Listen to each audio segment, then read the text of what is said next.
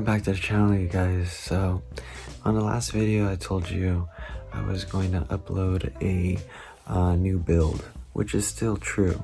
I'm going to be showing you a new build that was in progress for the previous race that I kind of rushed to finish, but I finally fully finished it, and well, I got more interest when I posted the rear end on this car than about the whole car.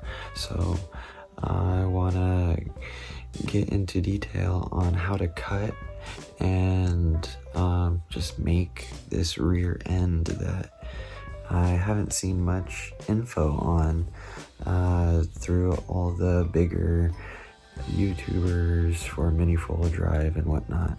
So here we go. It's going to be a step-by-step, picture-by-picture video in detailed format, so you can build this extended rear end. I don't know exactly what it's called, so I kind of came up with a name for it, the Sultan rear end. I came up with the name Sultan rear end because it is angled like a sword almost, and it's supposed to give a faster and easier reaction to the rear end of the car going back into the track. Anyways, if you like the name, if you don't, I don't know, I like it. I think it's pretty cool. But anyways, here we go onto the pictures.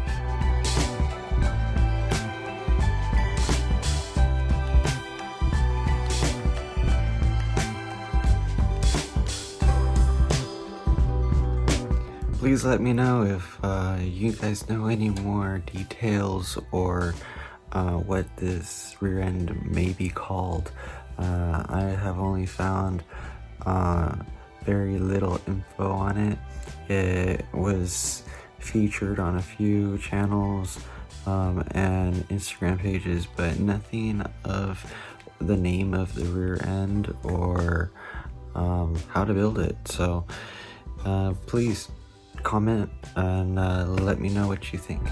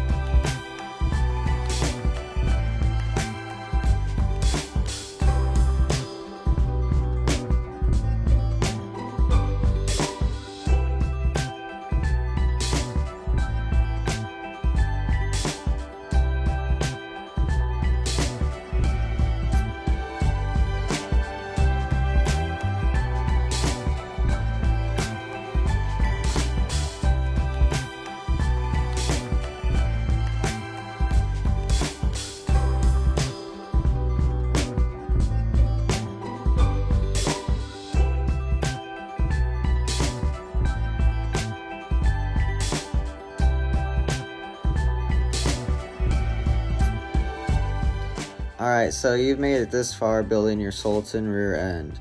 The main part is always the base that you're starting with. If you don't make the base right, then you're not going to be able to build off of what you're working with. So since you made your base right and now you're moving on to the wings, you got your wings now installed. They're cut relatively nice. Well, you got 2 bolts and nuts in there to hold them in place, and in the angle you somewhat kind of want at the moment, because I suggest you don't put these two. You see how it's semi like matching? Well, you're gonna have to drill these 2 out, this one and then this one right here, just a little bit. But I suggest you wait to drill those out once you figure out what rollers you're going to be running, and if you're going to be using, like I did, another like bracing to go between the roller, so it could be like a stabilizer where it sandwiches here. Anyways, I suggest you wait to drill those out and really make this firm. By the time you figure out your roller setup, you'll have it all together. We're gonna move on to almost the last piece to this, and you'll see what it is. It's the top bracing, which you end up basically taking these nuts off of, and second here, there you go. And then it looks like this, but without the nuts in the middle, obviously. But I'll get it all pieced together for you guys, and I'll even drill out drill these guys out so I could get some screws in there. I countersunk them already, and pretty much that's the rear end. I am not going to be doing a pivot or anything yet because I haven't even cut my chassis, so I don't know what style I want to go with. Just remember, when you do this rear end, it is I highly advise you cut your chassis, your MS chassis, a little extra in the rear, just so you don't have play, because since this rear end sweeps so far back, if you have that little bit of play that you usually do, maybe, you know, it seems just fine to you or to me, you know, but that it can't have much play. If it does, it doesn't seem to be effective. Then you're gonna have to use like some posts with plastic on there, and you know, to reinforce it and whatnot, and it doesn't work as well. So I'm gonna finalize this, like I said, come back.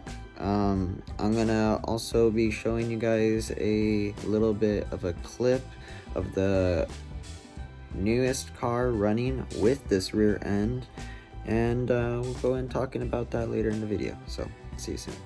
Alright, now that we got the whole thing sandwiched together, it is stable, in my opinion, to drill out those holes I was telling you. You could still see, like, it's almost meeting up. It's just right there.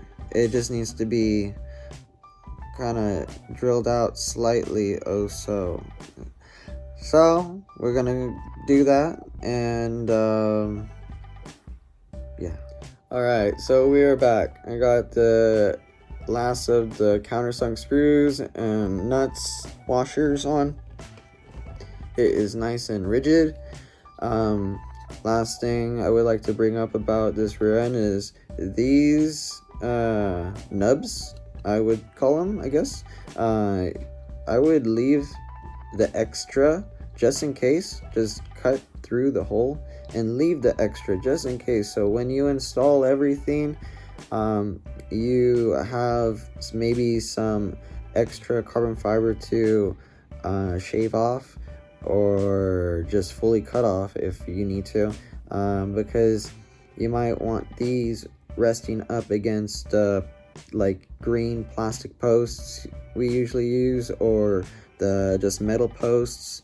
So yeah, you know, they could be used as the rear stabilizer. So if you do cut your chassis a little bit too much, you still can run this rear end and it be stable, because that's what happened to me. I cut my rear end, well, it was already previously cut, so the rear end was you know, a little too short, so it's not resting. Mine doesn't rest on here, it rests on the back of here, and it works pretty well. So yeah. Alright guys, I think this is going to be the last of me talking, but I wanted to just touch base and really tell you, since this is like this is a 4-piece rear end, and when you're putting it together, you can cut everything evenly and it'll still come out maybe crooked, and that's not because of your fault, that's just because it needs a little TLC and adjustment. So once you get everything assorted and put together, You can see from the last video, I took off the washers because I had to actually take apart the whole thing and shave down the sides of this top bracing here because the nuts and the washers were a little bit interfering with having it at the proper angle. Now that it's at the proper angle, I can, well, use it. And so just want to let you know, after you're all done assembling and cutting and assembling, leave it kind of loose and you know, manipulate it with your hands some because it will need it. So yep, here we go with the video of the car running.